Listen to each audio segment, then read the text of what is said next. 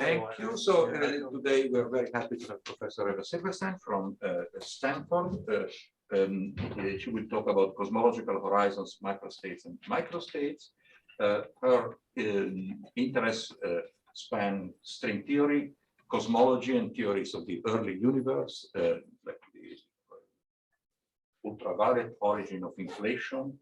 Her work also has branches to modern techniques that can find applications to condensed matter physics. She has been at Stanford for many years. Before that, she obtained her PhD from Princeton University, Professor Edward Whitman, right? And has many achievements. Just to quote a few, Professor Silverstein was a fellow of the Alfred P. Sloan Foundation, outstanding junior investigator for the Department of Energy, and a recipient of the MacArthur Foundation Award. Professor Silverstein is at the Department of Physics in Stanford. And before, I think that there was just a subtle difference that probably people said Stanford don't understand. It was SLAC and Department of Physics. And, anyway, we are very happy that she will talk about her recent research. Thank you very much, Massimo, and everybody here. It's been fantastic to visit this department. I'm not just saying it, but I've been a fan and an admirer of the NYU physics program for years. And it's always great to come. I don't come enough, and today has been wonderful already. So I'm going to talk about cosmological horizons and the states associated with cosmological horizons in two senses. One is genuinely observable macrostates associated with the horizon that lead to the origin of structure. And this is a mature subject, but there are some updates that I'd like to share in the process of kind of reviewing this aspect of horizon states. And then for the bulk of the talk, I'll go to the more, if you like, thought experimental side of the subject, where in a way that's not really accessible to real empirical observations, there's a state count associated to the cosmological horizon that we have some improved understanding of from recent events. So that's in broad brush the plan. And please just interrupt if you ever want to ask a question or discuss any of this. That, after all, is the point of doing things in person, and also Zoom members are welcome, so that we don't feel like we're talking to ourselves all the time. So it's a general feature of general relativity, our theory of gravity, that it predicts horizons as well as various sorts of singularities. There's the famous black hole horizon. So here's the metric tensor that encodes it, and a kind of diagram, a Penrose diagram of a black hole. In this sort of diagram that we'll use in both cases, the geometry is not faithfully rendered, but light rays go at 45 degrees angles. So in this picture of a black hole, you might have some observer outside the horizon in purple of the black hole, who has no causal contact with what is inside at a classical level. In cosmology, we have an exponentially expanding universe, both in the late universe and very, very likely in the early universe as well, at a higher rate. And there, space is stretching out at this essentially exponential, in an exponential way. So if you think about two observers that start out close by, they eventually lose causal contact with each other. Above, I have kind of a slightly more faithful cartoon picture of that. And the corresponding Penrose diagram is this boring looking square where an observer, given the finite speed of light and these being the light rays, lacks access to the bulk of the space time, which is growing exponentially in the future in this picture. So what we'll talk about today will be aimed at the physics of the cosmological horizon, but with some reference back to the black hole case, because it's very, very useful and also interesting. Okay, so accelerated expansion is a reality observational. This is something we've known for 20 years. At that time, independent measures of the expansion history of the universe non-trivially agreed on this new, then new parameter lambda, which is what I'm referring to as the late universe accelerated expansion at a rate that is tiny compared to the scale and Planck at which gravitation becomes strong as you go up in energy. And in the early universe, there's also many reasons to believe that a actually much stronger form of accelerated expansion happened, known as inflation. The simplest model of that involves the presence of a potential energy, say, depending on some field phi. One hypothesizes this new field phi known as the inflaton. And the potential energy, for whatever reason, is nearly constant for a certain period. And in the context of general relativity, that generates accelerated expansion of the universe. But the point of making it dynamically dependent on the field is that this high rate of accelerated expansion has to end. And so the source of it exits from this so-called inflationary phase in some manner, like what I've drawn above. And the neat thing about this hypothesis, which was introduced for super macroscopic reasons, even more macroscopic than I'm going to talk about today, it had an ancillary effect, which is extremely important, which is that this new field that was hypothesized must have its own essential quantum fluctuations locally in space and time. So its modes fluctuate according to the uncertainty principle. There's some irreducible quantum noise there. And that combined with the accelerated expansion makes these modes, these fluctuations stretch out during the process of inflation and look within a patch of order the scale Hubble of this expansion to be essentially constant. And then when the process ends, and instead of accelerated in its expansion, the universe starts to decelerate. Those frozen out modes come in now with this boundary condition that they're essentially constant as they enter, and that leads to phenomenology that is very testable and passes significant observational tests that we get in the form of the pattern of fluctuations in the microwave background, which is already extremely interesting because it comes to us from when atoms first formed in the universe. But it's even more interesting because it carries an imprint of these density perturbations that were formed much earlier, the kind of initial conditions. They're sometimes called, even though we don't really know what was initial in the universe. But in the patch that we see, the physics of the CMB carries with it an imprint of these density fluctuations that I just sketched for you. In the modern era, we're also interested in extracting that information in large-scale structure surveys, where it's a very, very interesting theoretical as well as observational problem to extract that information, since those surveys contain more nonlinear effects from ordinary physics, in addition to the imprint of these initial fluctuations. Okay, please. So about horizon, especially about the black hole horizon, is there anything special physically at the location of the horizon?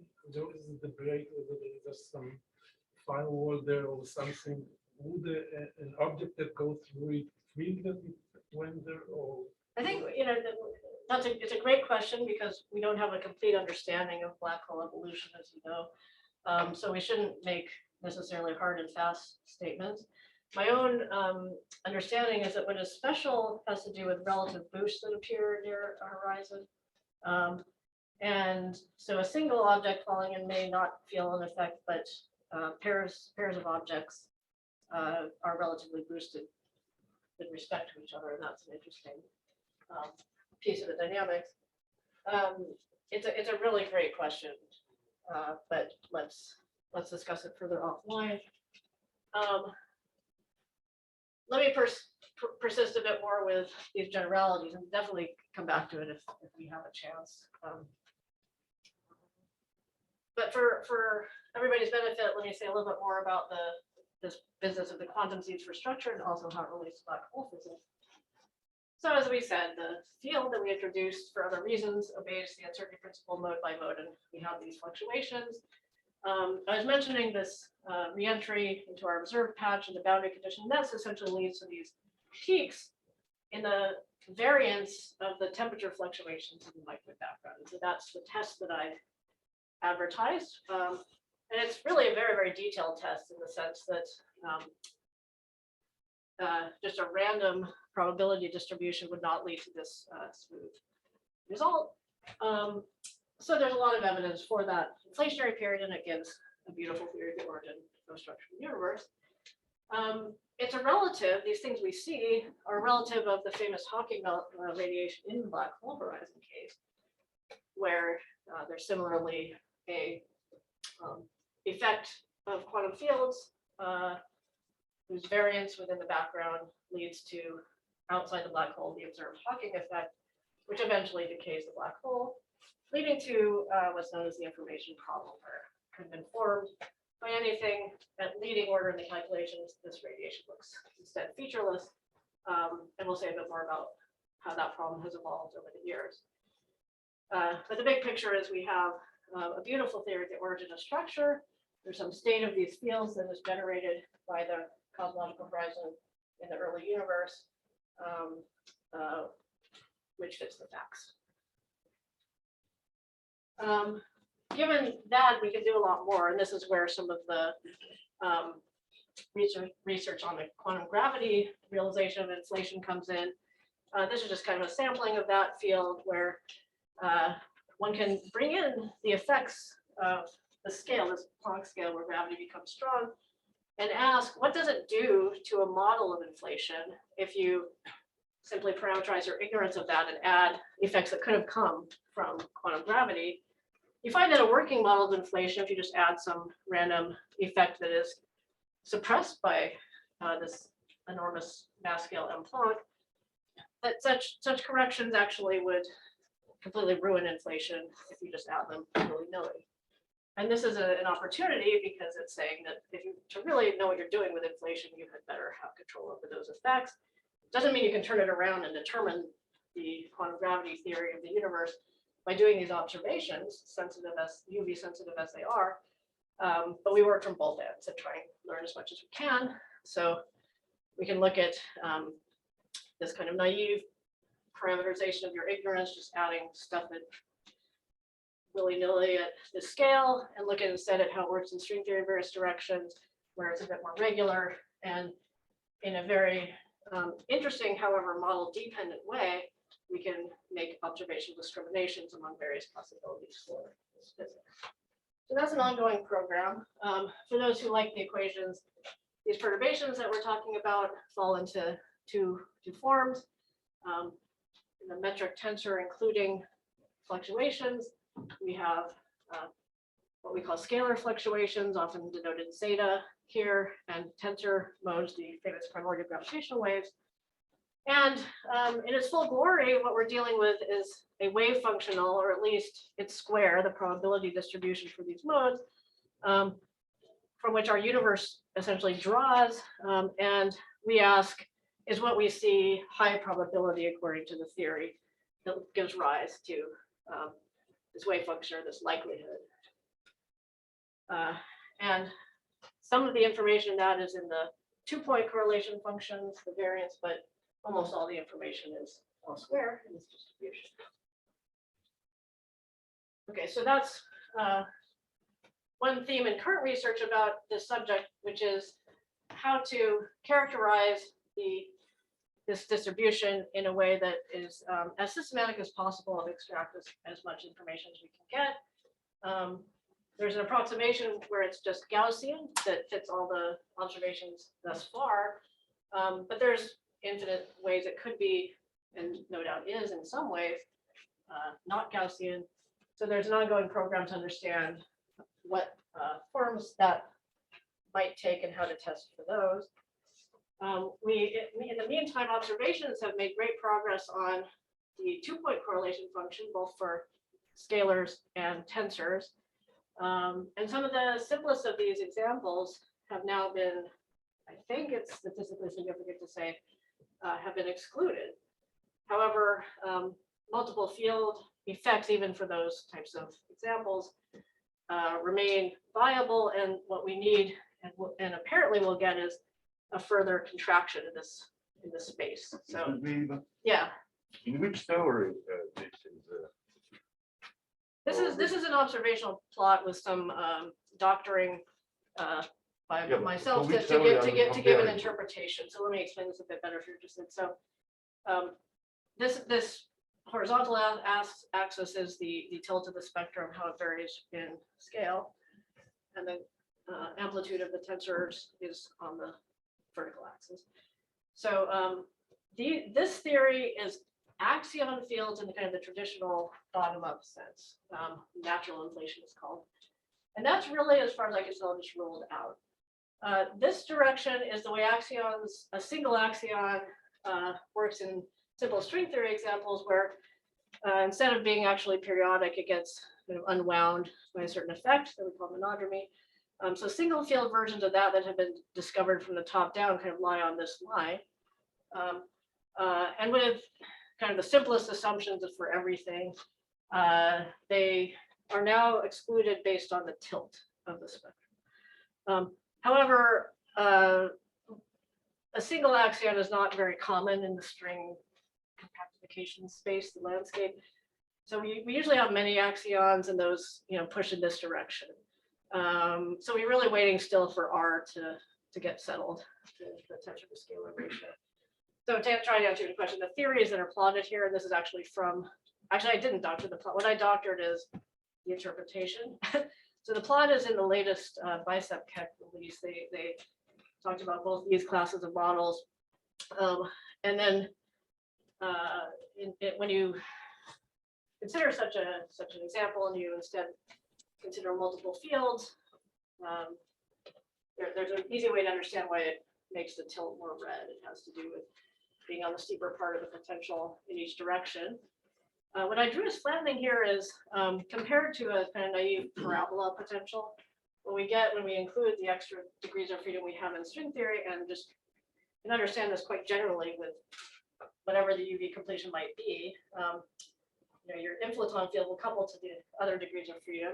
They could be quite heavy, but as the inflaton goes up some potential, the other fields can adjust. So they tend to do that in an energetically favorable way, and they flatten the potential out. And that's why we get these funny behaviors. So it's like a classic new inflationary potential. And that comes out naturally just in a kind of trivial way from this. So that's the thing that's added here, the effect of flattening and the effect of multiple fields. So the point of this is it's not quite, these observations really have the power to discriminate broad classes of examples, ones that involve axions and that don't, for example. But we're not quite there yet. We have to go down in R or discover R in the next round.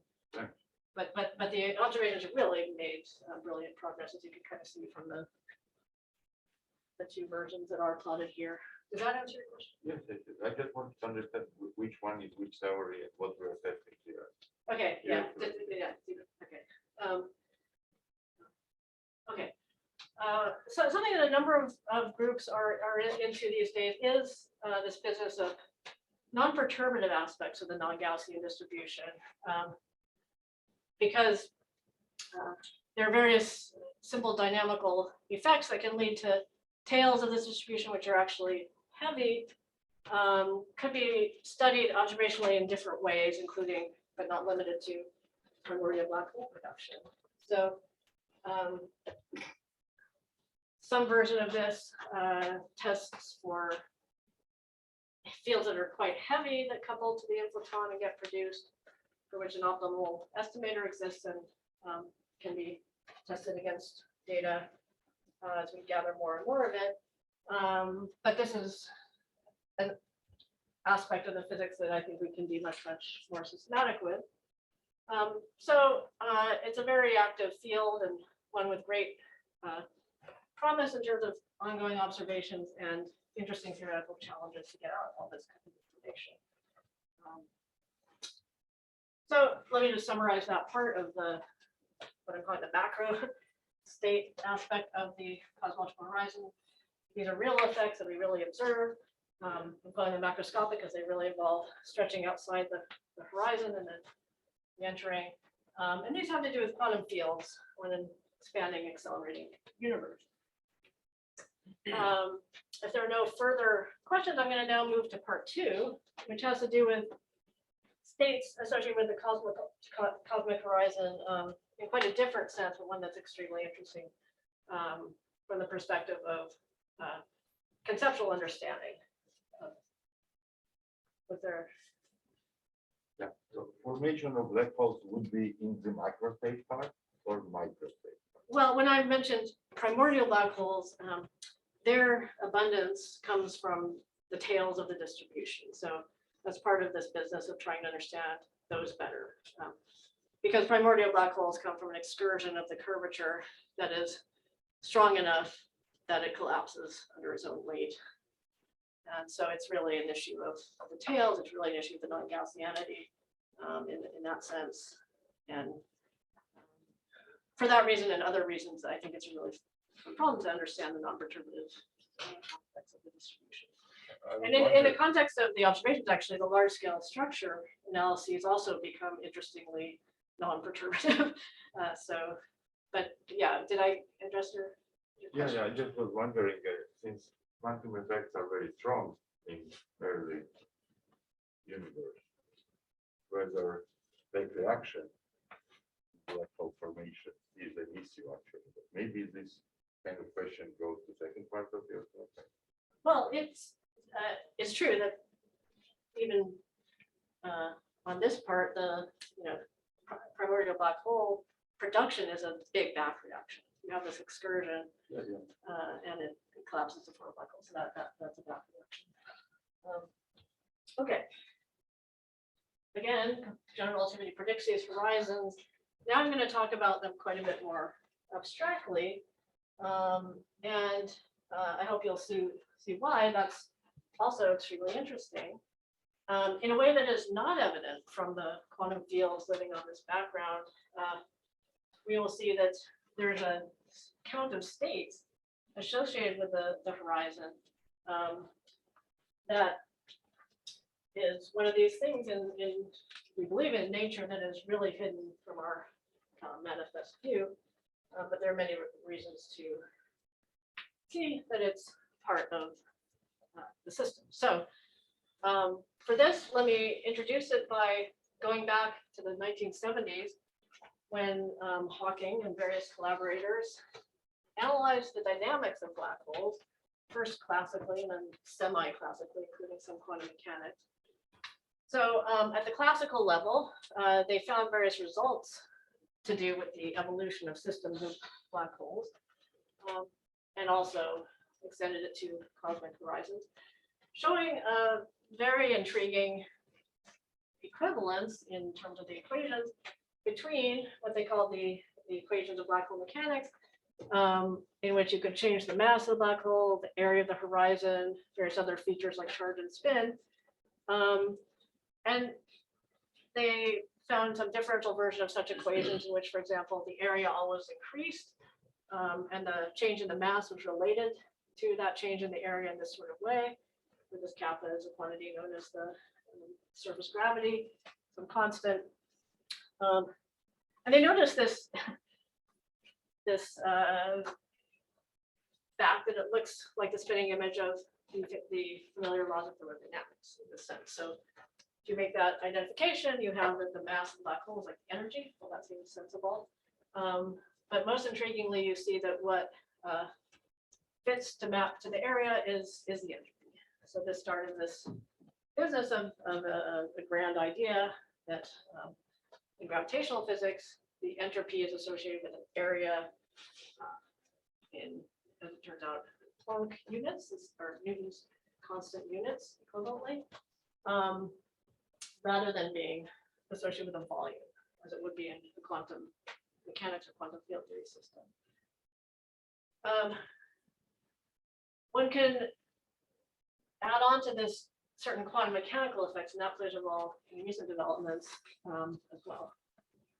So this raises this interesting question, which has been around and partially answered over the years, which is this true? Does is this just a coincidence, or is it true that there is a microstate count associated with the horizon? And kind of famously in the context of string theory, one finds, at least for certain kinds of black holes that one can calculate with, one finds an affirmative action, affirmative answer to that, excuse me, which probably started with the work of Schrödinger and Boffa, where they could do a count of such states using the nuts and bolts of string theory, the various branes and strings and so on, and found an answer that agreed perfectly with the prediction of area in the closed unit. And this subject has grown in many, many ways. It's joined up with number theory in interesting ways, where you get much more intricate counts, again, work again and again in different examples. One thing one can do, and we'll do this a bit with the cosmic horizon, is go to kind of the simplest model that you can think about with the same question in it. And there are various versions of that as well. In one of them, you can do calculations that really show the discreteness of the spectrum and show certain average versions of the calculations, which look like the naive gravitational description.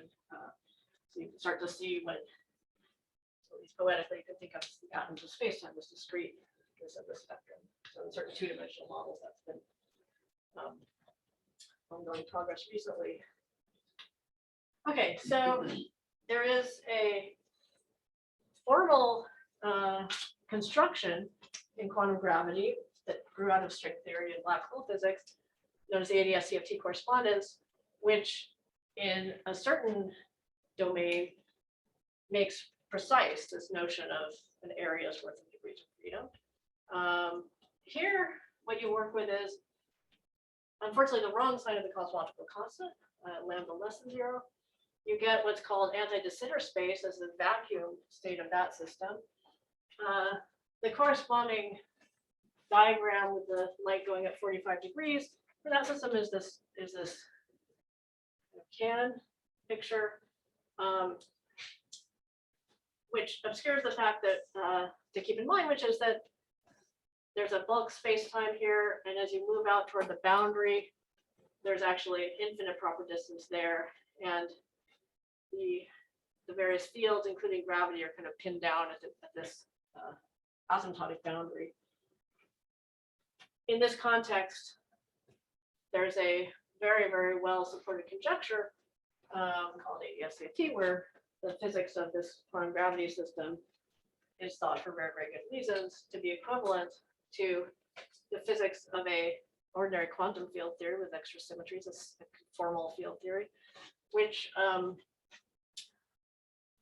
lives in one less dimension. And from that theory emerges the full bulk quantum gravity, whose classical description is this anti-de Sitter space and its various excitations.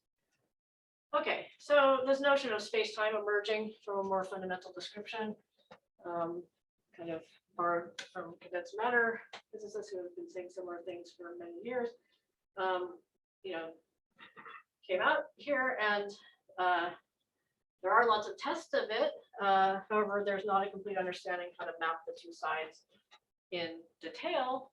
And this relates in part to the black hole information problem that I alluded to earlier, where there's been progress but still not a complete understanding.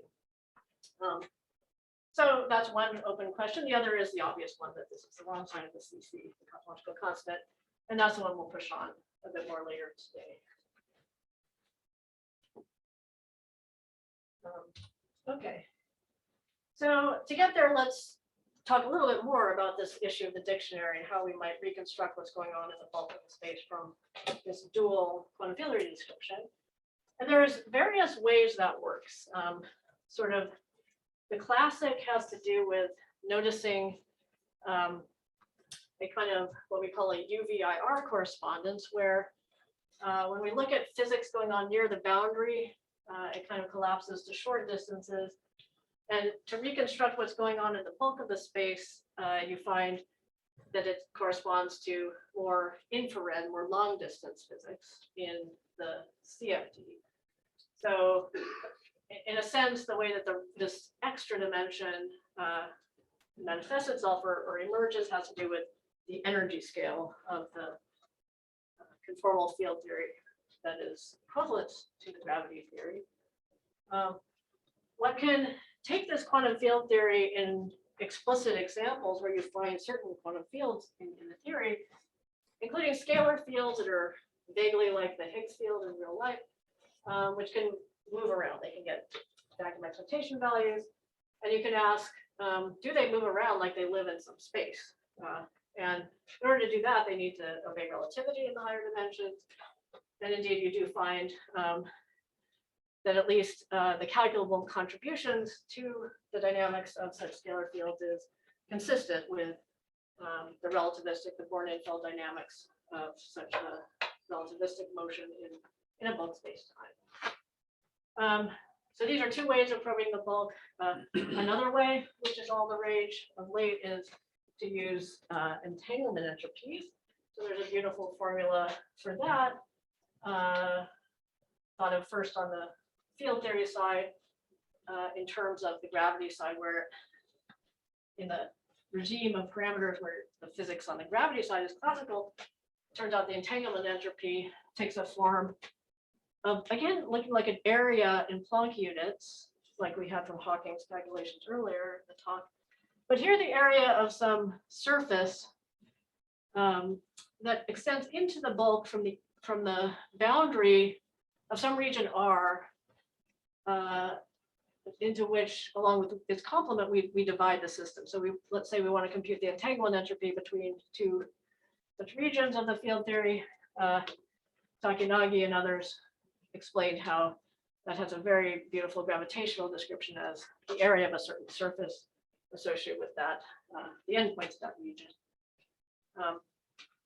Now, recently there's been progress, including a correction to that has to do with quantum physics in the bulk. There's a kind of fun lesson here that, at least in some examples, one can understand the connection between different parts of space-time involving some form of entanglement. Let me not dwell on that. When it comes to the black hole information problem, it turns out that taking that quantum contribution into account has very strong implications in the process of black hole evaporation. And one finds that a necessary condition for unitarity of the black hole evaporation process, which is something that goes beyond the calculations that I alluded to of Hawking by itself, that the consistency of the unitarity of the process overall requires you to do the following. So you start from some pure state that forms a black hole, and then in the middle of that process, it looks like you have a mixed state because you've lost contact with some of the degrees of freedom, but then it evaporates. And in order to have unitarity, it better go back to a pure state. That's basically what this picture is saying. And it turns out it does, if you take into account the correction to this area over 4G Newton expression for the entropy. That is a very short summary of some fascinating recent developments in the field.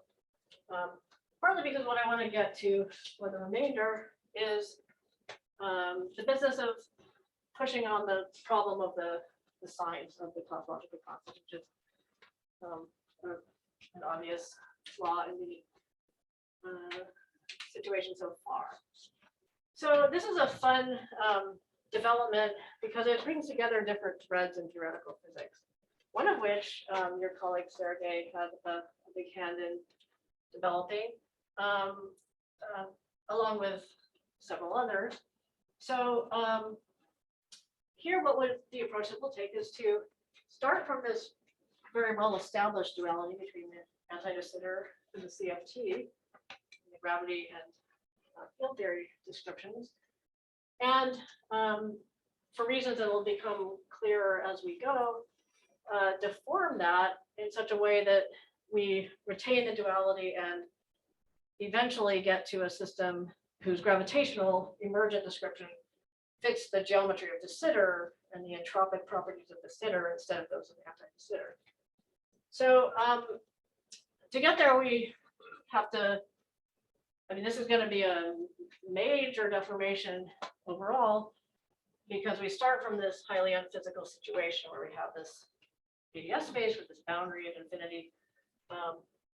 Whereas although it's not that obvious from this funny picture of the de Sitter case, let me explain that de Sitter is very, very different in that you have an accelerated expansion, and you just think about that globally. You have a hyperboloid where the space exponentially expands, let's say, toward the future and toward the past, if you think about it globally.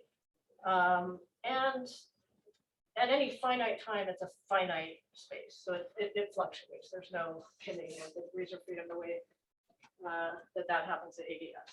Okay, so to make progress, we have to get rid of the unphysical boundary of ADS.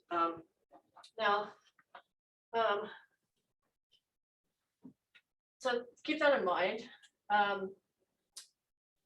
Sort of quite parallel to this and causally disconnected from this were some developments in pure quantum field theory or deformations of quantum field theory that were made that go under the name of the TT bar deformation. So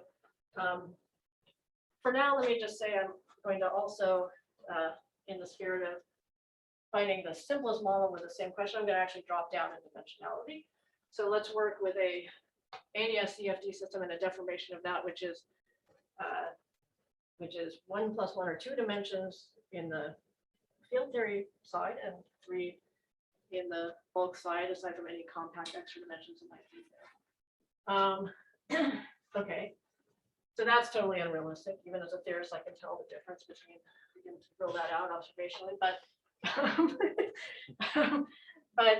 it's for a good cause, because this is a hard question. Okay, so in that context and in that dimensionality, there's been this really beautiful work on understanding the effect of taking a quantum field theory that we understand and adding to it a certain interaction, a certain perturbation that we then treat ultimately quite non-linearly. It's written here as TT bar. What it means is basically the energy momentum tensor squared with some particular combination of its components entering there. This, I'm going to talk about the second term. Is going to be essential for us eventually, but this first term, let's talk about it. We deform the Lagrangian by this quadratic in the energy. This contribution is something which, if you look at if you just do dimensional analysis on the problem, you find that this addition grows stronger at high energies and weaker at low energies. So you're probably familiar with couplings in nature, depending on scale. Gravitation gets stronger at high energies. These strong interactions get stronger at low energies, and so on. This thing gets stronger at high energies, and in general, that's harder to treat. That's very hard to treat. But these folks noticed that for this particular combination, they could actually calculate what happens when you deform this, and they could do it non-perturbative. We'll say more about what it is that happens. They could calculate what happens to the energy spectrum, for example. And then some other folks noticed that what happens to the ADS CFT system when you do that same deformation is that, at least for the gravitational physics, and this is actually the most urgent thing in the problem, it becomes identical to having brought the boundary of the space in from infinity. So the energy levels that you compute, quite honestly and independently on the field theory side, match those of a finite patch of the ADS space at the level of general relativity. This is where I perked up my interest, because getting rid of that asymptotic boundary is really the thing we need to get to the cosmological case. It's really, once you have that, it might not take much to morph it into the thing that works for cosmology instead. And that's essentially what we do with this second term. So with Gorbenko, Taroba, and other people, we found that adding this second term, after we go a bit in this first deformation. We add the second term. We can add it in such a way that the resulting theory is equally calculable. It's also equally universal. So you can add this stress energy or this constant piece to any theory, in particular to an ADS-CFT theory. And when you supplement it with this term in a particular way, where we do it at a certain point, you get a calculable theory. Its energy levels and also, as we'll see, its microstate count agree with what you should get for the cosmological case. So it just takes 2 steps, basically. A calculable thing on the quantum field theory side that amounts to bringing in the boundary, and then something that morphs it into the de Sitter bulk space once it's defined it. This is very two-dimensional, right? And there's no thinking about deformation in higher dimensions. Well, actually, there are very interesting papers on that at large N. So Hartman et al. Wrote a paper generalizing it to higher dimension. What is true there is that there are many more ambiguities involved in trying to bring it to finite N. So this is a solvable theory for any central charge C, any number of degrees of freedom. But it's all this is capturing is what you call the pure gravity stuff, and that's enough to get questions like this entropy question. But it's not even in 2 dimensions. This is not enough to capture all of the details of local bulk matter fields. So either way, we eventually have to grapple with those kind of subdominant effects. But you're absolutely right that there is a special thing about this toy model. That is why I dropped down to 3 bulk dimensions, even though even I can eliminate it immediately from viability. Most conservatively, let me just put it to you like that this question about the microstates associated with the horizon is a question we had for black holes. It's been answered in the affirmative. This question is also there for the cosmological horizon, and that question is there in 3 dimensions, three bulk dimensions. So I'm going to take the liberty of working in that dimension for this kind of already anyway abstract question. We can talk more for sure about that if you're interested. Okay, so now I'm going to try and explain some recent result on that we had a lot of fun with recently, as well as mentioning the way the center quantum gravity appears in string theory, if there's time, and raising various questions. Okay, so this whole business of a horizon area behaving in some sense like an entropy extends in some sense to the cosmological horizon, according to ancient calculations by Gibbons and Hawking. There are less ancient calculations by Anitos et al. They capture some pure gravitational contributions to a subleading piece, which we'll also talk about. Okay, so what I want to do is show you how this works out in giving you a little bit more of a flavor of not all the details, although it's actually fairly simple. Okay, so there is the suggestion that there should be some sort of theory with a finite Hilbert space that captures this. Let me go back up. What I call this observer patch. So an observer in this picture, this line is actually just a line. Everywhere else, you have a finite sphere, in this dimensionality, just a circle, that shrinks smoothly to 0 here and here. So let's call this the North Pole. And an observer trajectory in this Penrose diagram, it's most simply just some observer who sits at the North Pole. That observer does not have access to the whole space-time. There's a horizon, and the area is fine. So can I just understand? Yeah, Clear? So yeah. SGH is literally this geometric piece, right? Yeah, yes. Yeah. And same for this logarithmic piece. And so the S on the left-hand side is microstate counting S, or Well, that is exactly the question, right? So hold that thought. We will answer that in the affirmative in this model. But a priori, it's suggested, but not, not spelled out by the Gibbons Hawking calculation. But yeah, that's the idea. So in other words, somewhat similarly to what they had for black holes, there was a differential relation that looked like the laws of thermodynamics, also for the cosmological horizons. There's some idea that there should be an entropic interpretation. But yeah, we won't presume about it. So, yeah. Does this logarithmic contribution exist on these two dimensions? So sorry, say one more time. You have this -3 log, Yeah. and you roll down d theta 3. So that means it's on the d theta, in 3-dimensional theta. Oh, I put the A and the D. Yeah, no, thank you. That is intentional, but not obvious to the reader yet why. It turned out to be the same for ADS and DS. No, I mean it's on 3 dimensions. This piece exists on the 3 dimensions. There's a more general calculation in other dimensions, but we're already committed to the toy model in 2 dimensions. So yeah, and the fact that it's the same for ADS is computed by Sen and for DS is computed by these folks is going to play. Okay, so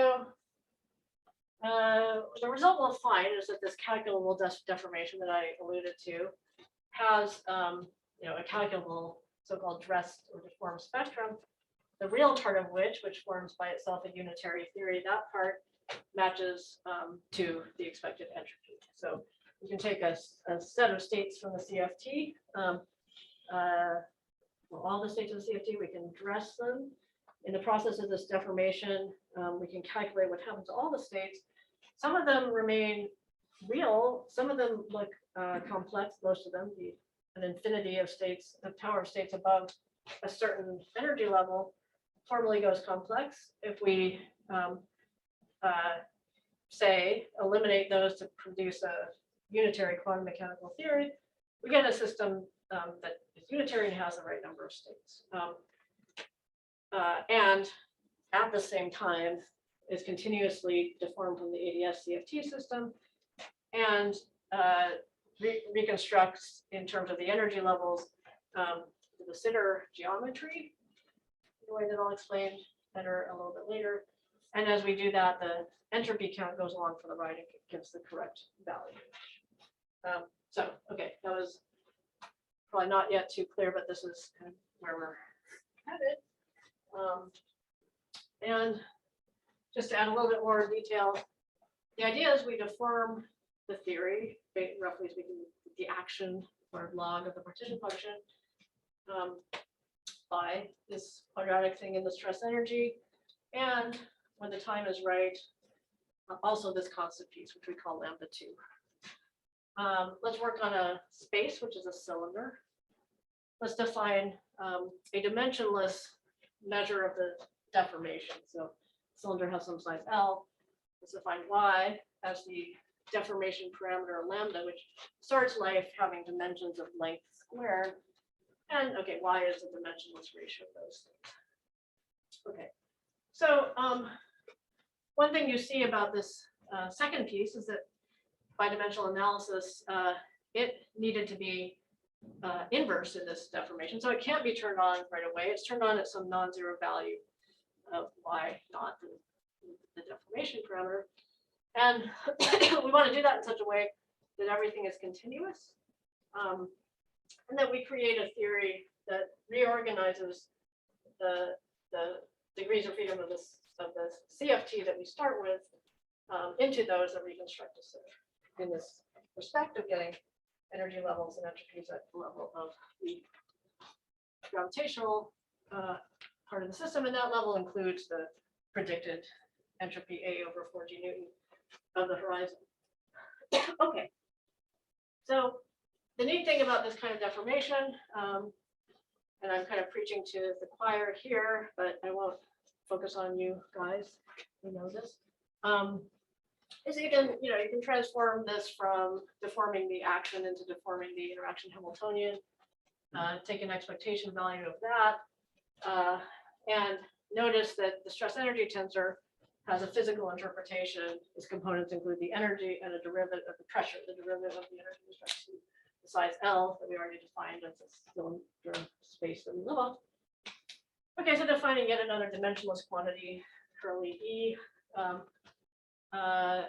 You might imagine that this differential equation that defines the trajectory, the deformation, turns into a differential equation for the energy itself.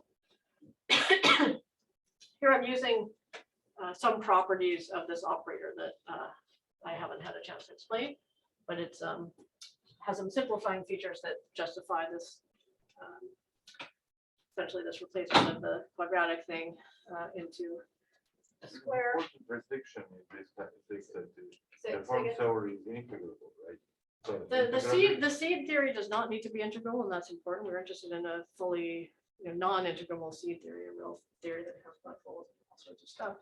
But if I give you the energy spectrum of that theory, this deformation of all the energy levels is what's called kind of an integrable deformation. So it doesn't add any level crossings.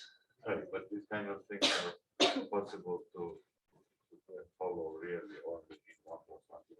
I mean, the statement that you have integrable deformation is very strong restriction, right?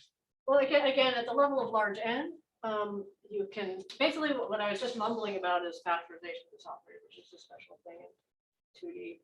At large N and any D, you can do that. Okay, so that's why there's an extension to So higher. factorization is more important property than integrability. Well, once you have that property, you get a similar set of equations in higher dimension. I'd recommend this paper. It's Hartman, Kutas, Shigullian, Toshtini, also Mary Taylor. It's so far only at large N, so it does presume there's some extension that we still need to find. It is definitely more complicated, but it's not. But but at large N, there really is a similar way to express things. Okay, so anyway, they're basically everybody's familiar with perturbation theory and quantum mechanics. We essentially do that here, but since we deform this theory, perturb it as a differential equation from any point in this trajectory, we can think of the next step as kind of a little perturbation, and just do what you normally would do with perturbation theory and quantum mechanics, and you get a differential equation for the energy levels, where first of all, you put a boundary condition that they agree with the seed theory. And they should before you deform. Sorry, but the eta deformation just changes the levels all in the same way, right? It's Well, just it's not- a constant. Well, mostly it's not a. You mean the constant piece? Yeah, the Good, one good. I'm minus- glad you asked because that is important, and that's why I think this was missed in this literature earlier. Okay, so the fact that this is a differential relation is why this isn't just a dumb addition of a constant. So let me just say it in the pedestrian way I think about it. This is or I can even go back to this picture. You start from some theory. Let's just do it step by step. You add, before we get to this lambda 2, you add TT bar, and then you recompute the stress energy in that new theory, and then you add TT bar again, blah, blah, blah. Now when we do the same thing starting from some place here where at each step we add not just TT bar, but also this constant. At each step we recompute the stress energy tensor, and the stress energy tensor now gets a contribution from this lambda 2. And that's why it enters in non-linearly. And we'll see in the stress energy formulas that it is indeed in there linearly. So just at the level of those kinds of deformations, I think it's really interesting just because it's a second direction of universal and calculable. It's universal because you can add this constant, just like you can add a stress energy tensor table. Okay, the seed theory we're interested in is one of these theories that is dual to a large radius ADS space. And for those, there's a beautiful result by, again, Hartman et al., showing that purely in the two-dimensional description, showing that the geometric formula for the entropy, which in the field theory description is known as the Carty entropy, it takes a certain form in terms of the energies of the seed theory. That formula actually starts, rather than being asymptotic and only valid at very high energies, that formula starts to apply at a finite energy level that will play an important role in our story. So at some energy level that's related to the dimensions of the corresponding operators, C/6 specifically, you get the formula for the entropy that matches what it should be for the black hole, which already is a nice initial test of ADS-CFT. So we use this sort of theory as our seed. The formula for the solution of that differential equation I mentioned takes this form where this lambda2 business ends up inside the square root. So that's another just post facto way of seeing that it did matter. It wasn't just a constant. The stuff out here is just counter terms that are local and kind of fungible. But so this is a very, very simple story in the sense that you can calculate these deformed energies and obtain a closed form formula for them that is really this simple. Now, the thing is, for the holographic description of a full gravity theory, this same the same differential equation arises as a piece of the Einstein equation, and the resulting energy levels match the general relativistic notion of energy of a finite path of space-time, which is something that had been worked out independently by Brown and York years ago. And since we've had a good discussion and the time is running short, I'll just kind of summarize it at this level, maybe flashing a picture of how it works in general and then in our context. So there is in general relativity a notion of the energy of a patch of space-time, and with a certain mapping of parameters, one finds, if I was just saying in words, that the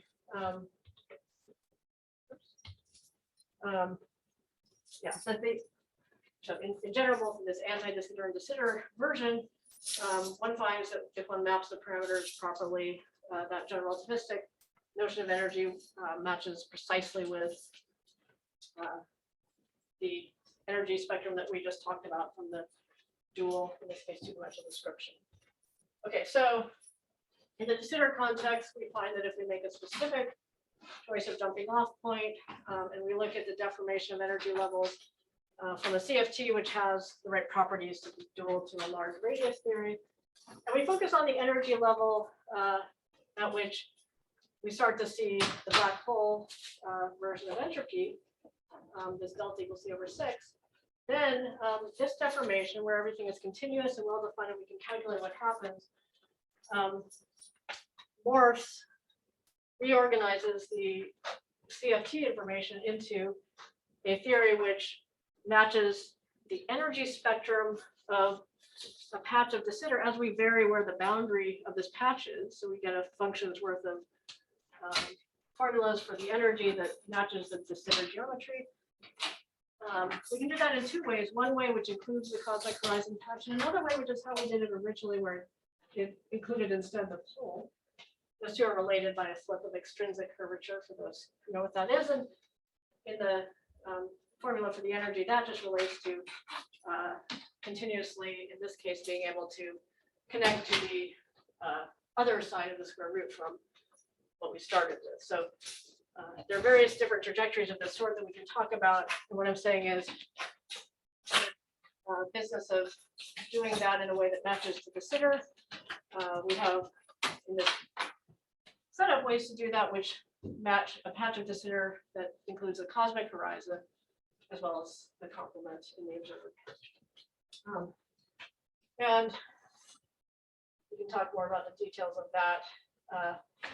But next, the final thing to say is that as we evolve these energies, their count stays the same. So we had a little discussion earlier about how these kinds of deformations work. And when people say, oh, they're integrable, what they mean is the energy levels change in values, but they evolve in this way where the levels don't cross. And the count of states just stays the same, goes along for the ride.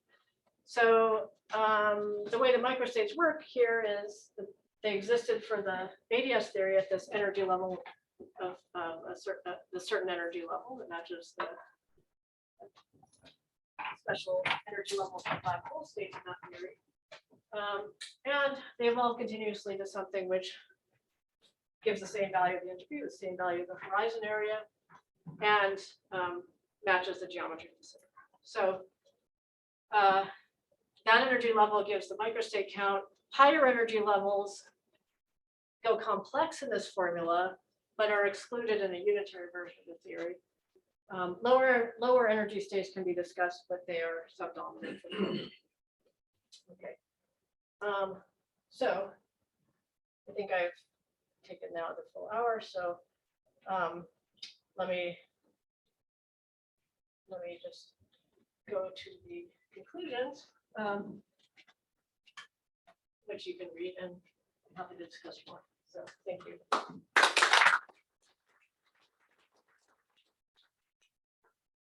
So thank you for this expansive talk.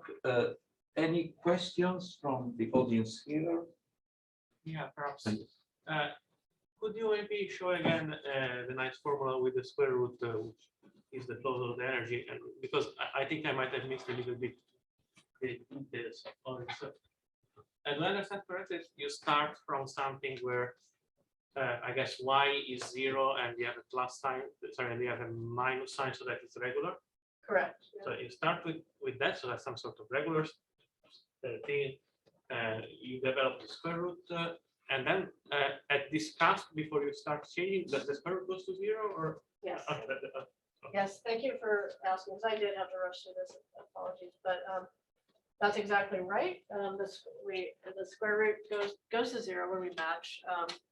Basically, we bring in the boundary in ADS till we hit the horizon of black holes at the Hawking page level. The horizon looks the same in DS or ADS when you're right at it.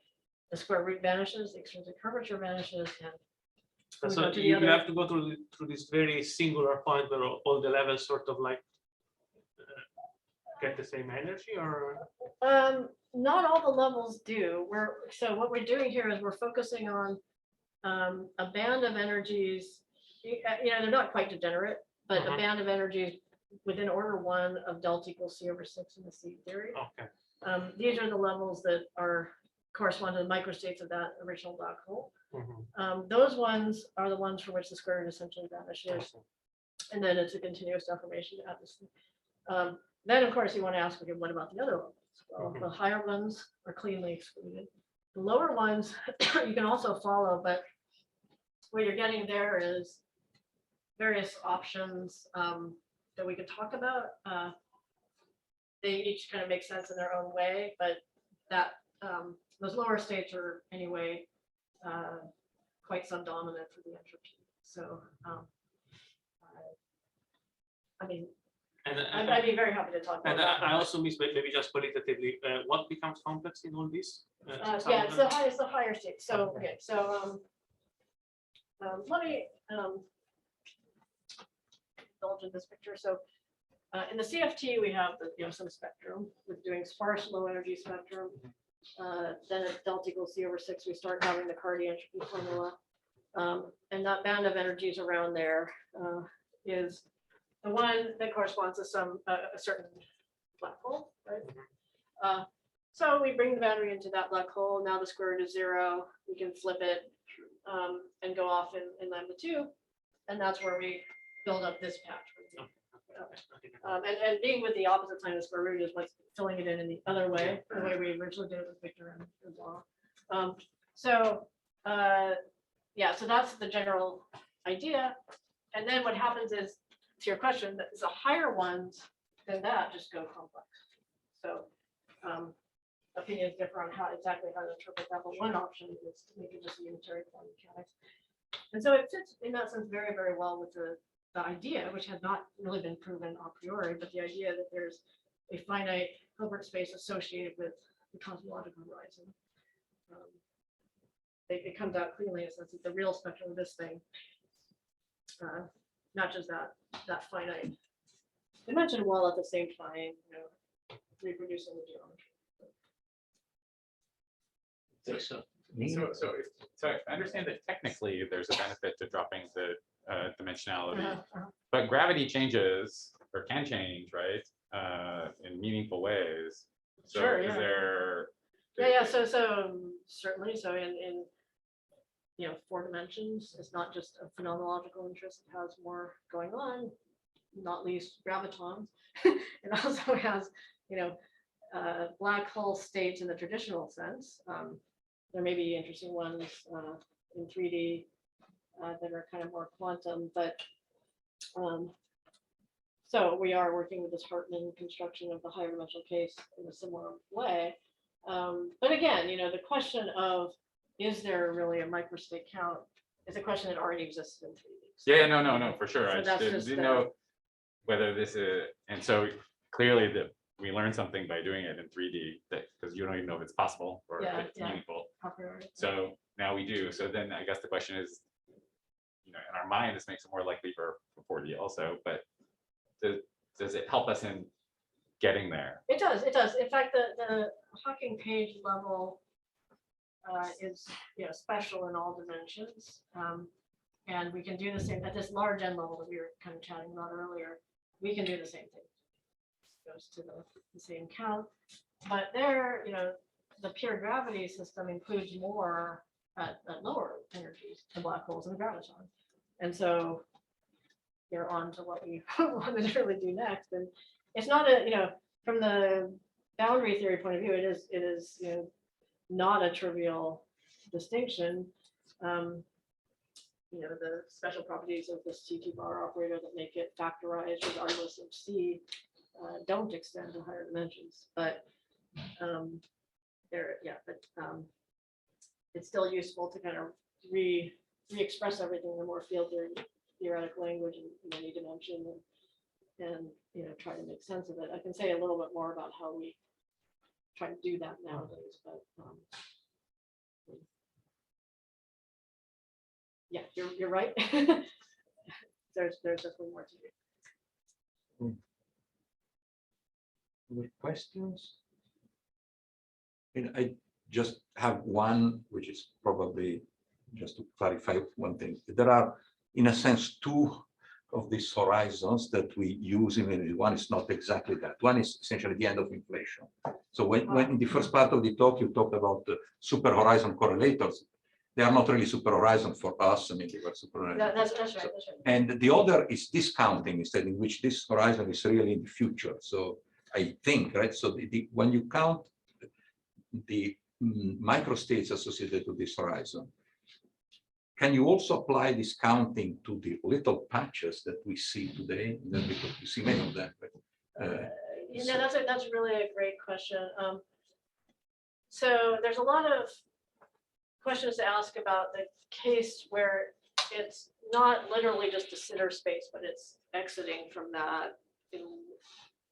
For example, in the way that we exit from inflation, or even more wildly when we have metastable decays and late time de Sitter.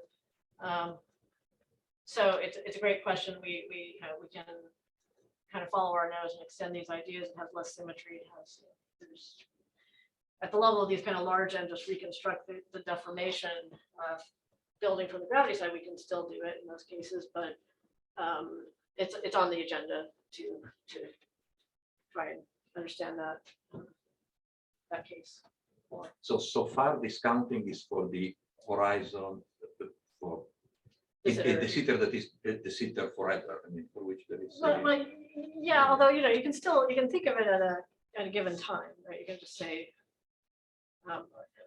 Essentially, what's being done here when we consider this particular band of energy levels is we are considering the case where the neck of de Sitter really did exist, right? So it's that which may or may not have been really true in the actual universe. So in that sense, also it's a kind of a theorist model, but it's the simplest question to answer. I don't think it requires us to really, let me put it this may be a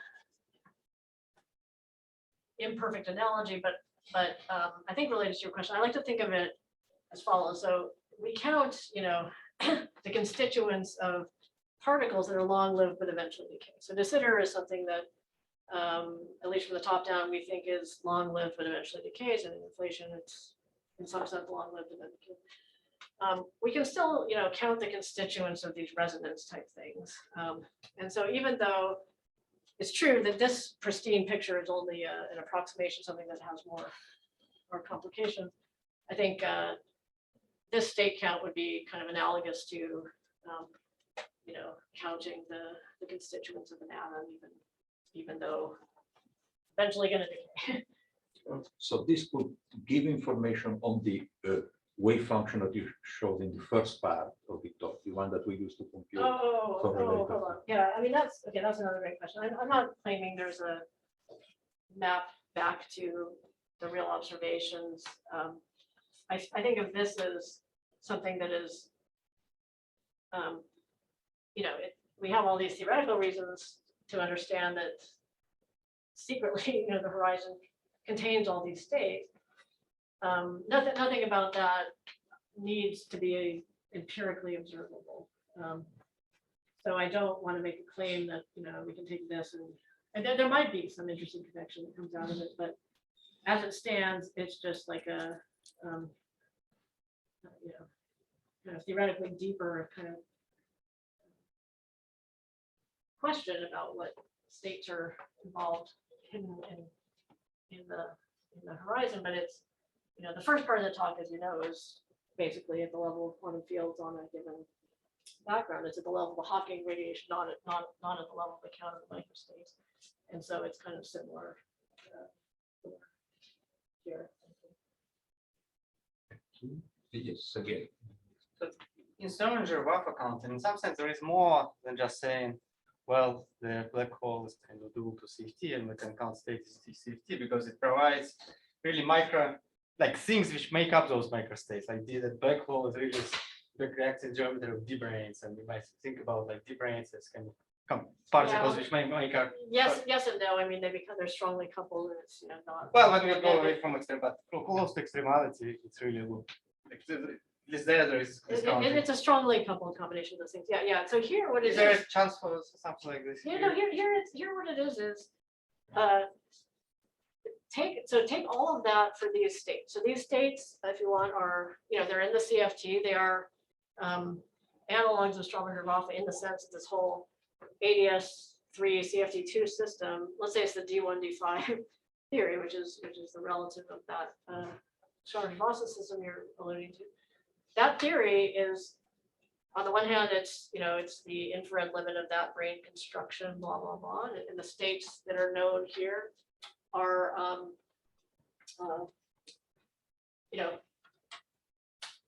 you can take different attitudes, but I'd say just by virtue of this Hartman et al. Modular bootstrap thing, we know that the count of states is what it is even from the 2D perspective. That is, it has the Carty formula. We also know that it's made up of the D1, D5 degrees of freedom.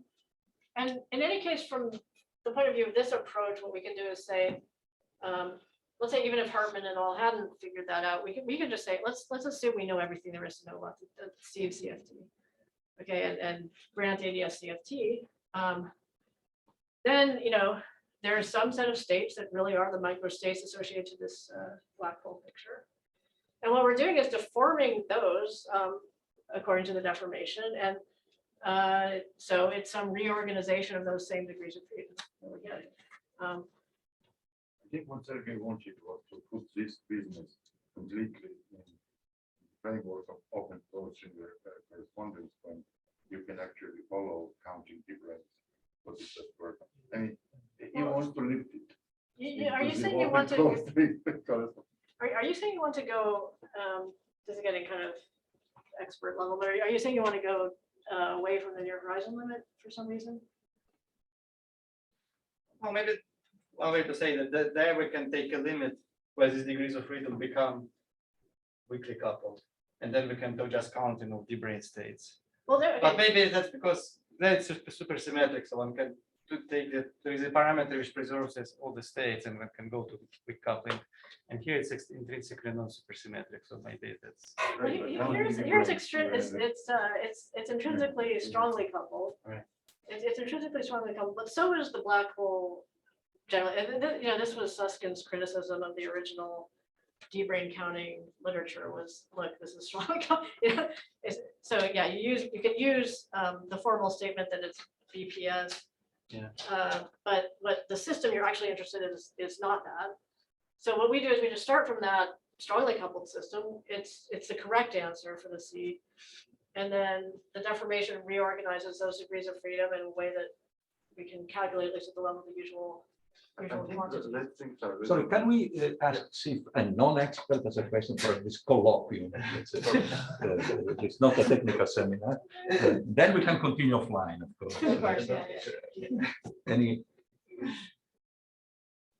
So why don't we thank Eva again, and then we continue.